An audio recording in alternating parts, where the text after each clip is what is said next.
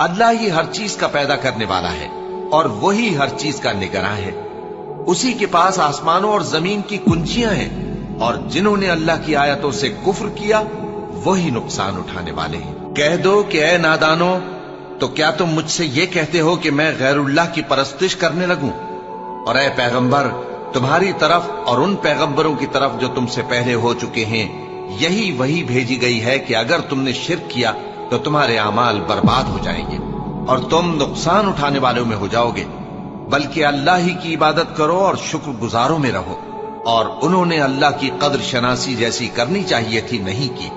اور قیامت کے دن تمام زمین اس کی مٹھی میں ہوگی اور آسمان اس کے داہنے ہاتھ میں لپٹے ہوئے ہوں گے، اور وہ ان لوگوں کے شرک سے پاک ہے، بلند و برتر ہے۔ اور جب سور پھونکا جائے گا تو جو لوگ آسمانوں میں ہیں اور جو زمین میں ہیں سب بے ہوش ہو کر گر پڑیں گے، مگر وہ جس کو